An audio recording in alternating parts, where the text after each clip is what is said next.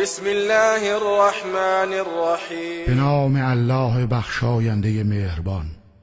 اذا الشمس كورت هنگامی که خورشید در هم پیچیده شود و اذا النجوم انکدرت و هنگامی که ستارگان بینور شوند و اذا الجبال سیرت و هنگامی که کوه ها به حرکت درآیند و اذا العشار عطلت و هنگامی که ماده شتران باردار رها شوند و اذا الوحوش حشرت و هنگامی که جانوران وحشی گرد آورده شوند و اذا البحار سجرت و هنگامی که دریاها جوشان و برافروخته شوند و اذا النفوس زوجت و هنگامی که روح ها با تنها قرین شوند و اذا الموءودة سئلت و هنگامی که از دختر زنده به گور شده پرسیده شود بأي ذنب قتلت به کدامین گناه کشته شدند و اذا الصحف نشرت و هنگامی که نامه های اعمال گشوده شوند و اذا السماء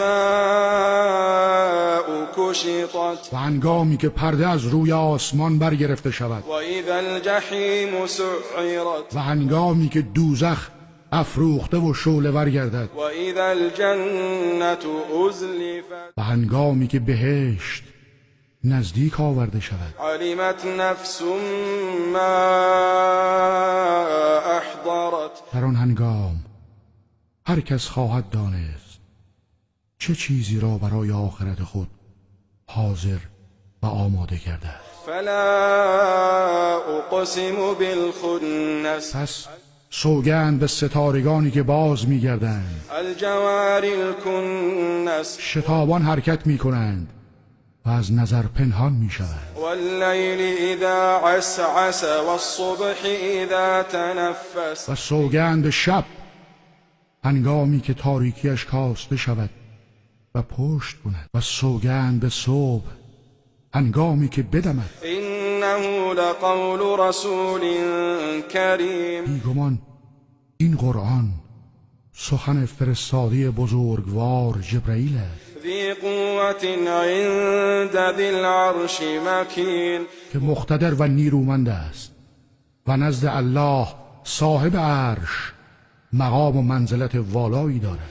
مطاع ثم امین در آسمان ها مورد اطاعت فرشتگان و امین وحی است. و ما صاحبكم بمجنون و ای مردم، همنشین شما محمد صلی الله علیه و سلم دیوانه نیست ولقد رآه بالافق المبین و به راستی او جبرئیل را در افق روشن دیده است و ما هو علی الغیب بضنین و او بر آنچه از طریق غیب به او وحی شده بخیل نیست و ما هو بقول شیطان رجیم و این قرآن گفته شیطان رانده شده نیست. فأین تذهبون ان هو الا ذکر للعالمین پس به کجا می روید؟